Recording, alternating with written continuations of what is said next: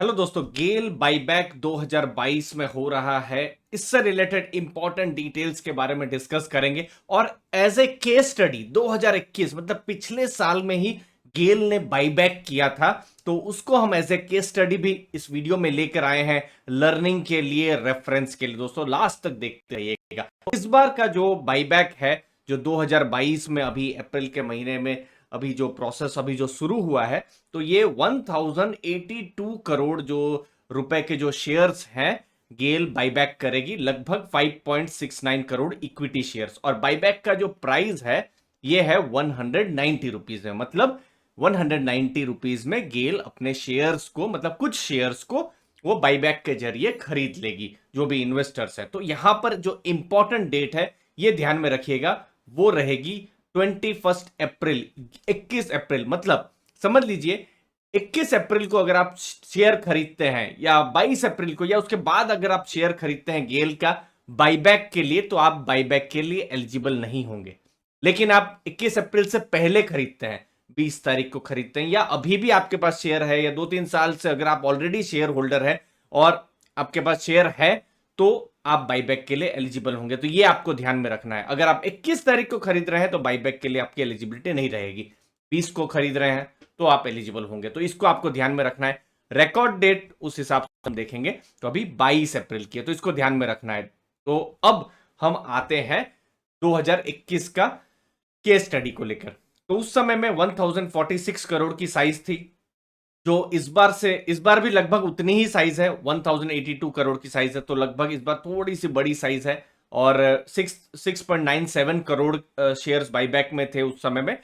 लेकिन उस समय में बाईबैक का प्राइस भी कम था, 150 का बाईबैक का प्राइस था, जो इस बार बढ़कर गेल ने 190 का कर दिया। तो कहीं ना कहीं ये एक मैसेज तो जरूर जा रहा है कि मैनेजमेंट को 190 में भी गेल का जो प्राइस है कम लग रहा है।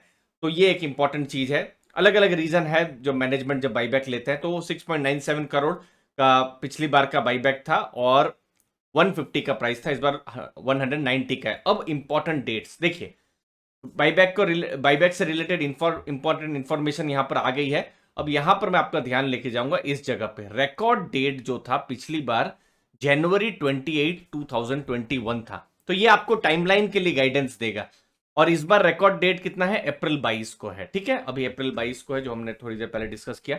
अब रिकॉर्ड डेट के आप देखिए, लगभग जनवरी 28 को था, तो फरवरी 25, मतलब 4 सप्ताह के बाद वो विंडो ओपन हुई थी। तो ये आपको ध्यान में रखना है। तो इस बार भी ऐसा होगा नहीं होगा नहीं पता है, लेकिन एज ए रेफरेंस हम देख सकते हैं कि रिकॉर्ड डेट के 4 सप्ताह बाद, मतलब एक महीना आते आते जो है विंडो जो है बाईबैक की ओपन हो जाती है। और ये जो विंडो जो है बाईबैक की, ये लगभग 2 सप्ताह की रहती है। तो ये भी आपको ध्यान में रखना है। फिर फरवरी 25, जैसे जनवरी 28 को रिकॉर्ड डेट थी, फरवरी 25 से मार्च 10 ये बाईबैक का वो पीरियड था।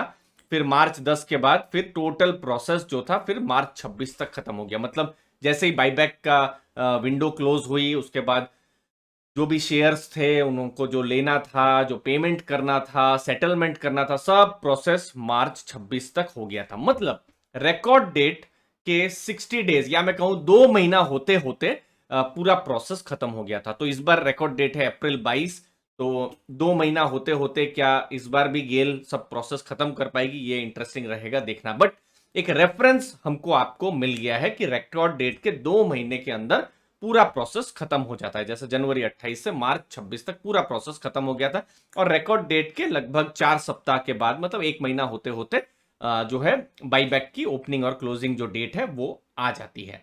मुझे उम्मीद है आपको वैल्यू मिल रही होगी। आपके जरूर जो हमारा जो टेलीग्राम ग्रुप है उसको भी आप ज्वाइन कर सकते हैं, चैनल को भी सब्सक्राइब कर सकते हैं। अब दूसरी चीज है यहां पर इंटाइटलमेंट। देखिए, अगर आप समझ लीजिए गेल के 50 शेयर ले रहे हैं, और आप शायद ऐसा सोचेंगे कि कंपनी 50 में से 50 शेयर खरीद लेगी, तो वैसा नहीं होगा। इनफैक्ट बाईबैक में ऐसा होता नहीं है। तो इंटाइटलमेंट होती है। तो पिछली बार की जो इंटाइटलमेंट थी, जो जो शेयर होल्डर्स के लिए, जो जिनके पास 2 लाख से कम के शेयर थे, तो 733 शेयर में 71 का इक्विटी शेयर का था। मतलब क्लोज टू 10% का इंटाइटलमेंट रेशियो था। मतलब अगर किसी के पास 9 शेयर थे, 8 शेयर थे, तो उनको शायद मेल आया होगा कि उनकी इंटाइटलमेंट जीरो जीरो की है। लेकिन उनको भी प्रेफरेंस दिया जाता है। ऐसा नहीं है कि उनको प्रेफरेंस नहीं दिया जाता है। अगर 10 से कम शेयर जिनके पास थे पिछली बार में, तो कोई भी शेयर जो बच गया था, जो भी जिन्होंने अगर टेंडर नहीं किया होगा, तो फिर उसमें से प्रेफरेंस जरूर दिया गया होगा। तो इसको ध्यान में रखना है। तो लगभग 10% की इंटाइटलमेंट रेशियो पिछली बार थी। अब यहां पर ध्यान में रखना है स्मॉल शेयर होल्डर्स कौन है, जिनको हम आम भाषा में, बोलचाल की भाषा में हम रिटेल शेयर होल्डर्स जो कहते हैं ना। तो रिटेल शेयर होल्डर कौन है या स्मॉल शेयर होल्डर कौन है? जिनके पास भी 2 लाख, ध्यान में रखिएगा, 2 लाख से कम की वैल्यू का शेयर है।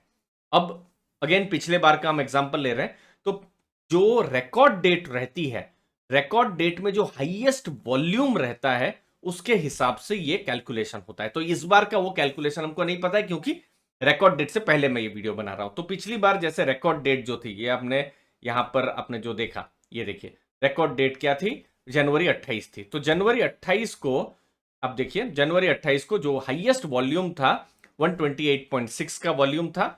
तो टोटल 1555 शेयर या उससे कम जिनके पास भी थे, तो आप 2 लाख से 128 डिवाइड करेंगे तो 1555 के आसपास आएगा। तो जिनके पास भी शेयर थे वो थे कौन? जो स्मॉल शेयर होल्डर्स हैं। तो इस बार भी कुछ एजम्पशन मैंने लिए हुए हैं। अगेन मैंने ये एजम्पशन लिए हुए हैं, ये ध्यान में रखिएगा।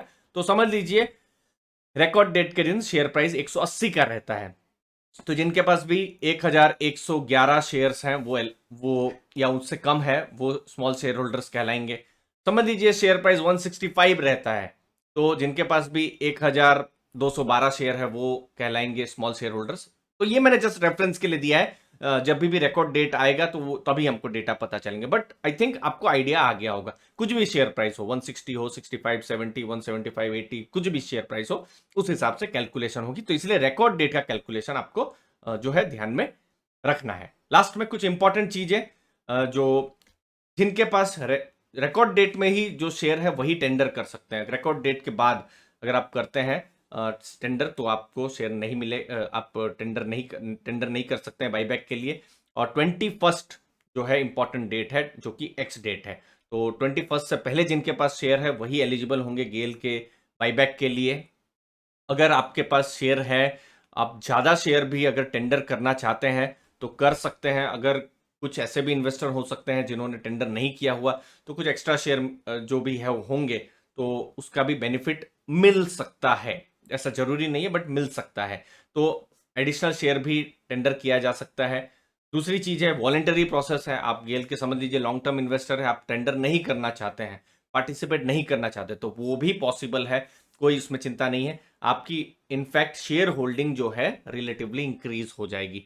तो ये बाईबैक का इनफैक्ट एक फायदा भी है बाईबैक में अप्लाई ना करने का, क्योंकि रिलेटिव शेयर होल्डिंग इंक्रीज हो जाती है, क्योंकि नंबर ऑफ शेयर जो है वो कम हो जाते हैं। तो गेल के बाईबैक जो 2022 अप्रैल में होने वाला है, उससे रिलेटेड इंपॉर्टेंट चीजें, मुझे उम्मीद है आपको वैल्यू मिली होगी। चैनल को दोस्तों जरूर सब्सक्राइब करके रखिए, ताकि इंपॉर्टेंट इन्फॉर्मेशन हम आपको बताते रहें। आपके कीमती समय के लिए बहुत बहुत धन्यवाद। थैंक यू वेरी मच दोस्तों।